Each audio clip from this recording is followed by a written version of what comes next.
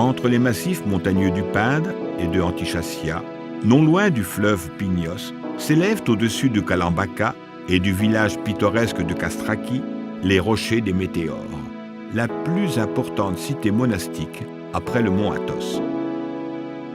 Le paysage imposant des Météores, dès le premier moment, sidère le visiteur, en lui provoquant un immense sentiment d'admiration. Il se rend compte immédiatement de la force de la nature qui a choisi cet endroit-là pour y construire un paysage sans précédent.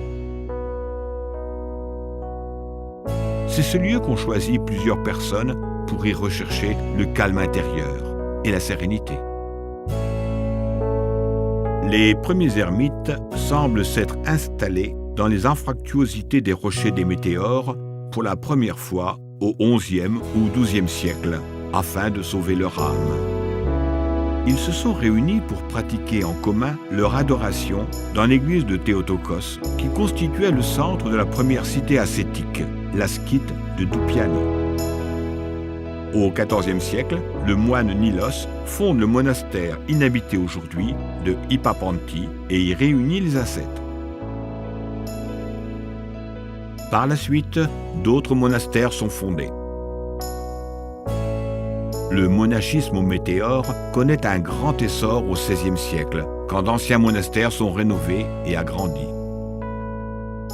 De nos jours, 6 monastères fonctionnent normalement.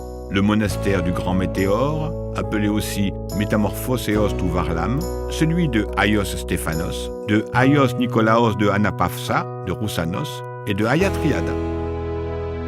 L'architecture, les fresques d'un art exceptionnel datant du XVIe siècle, les icônes, les manuscrits et les objets ecclésiastiques des monastères sont une véritable leçon pour le visiteur.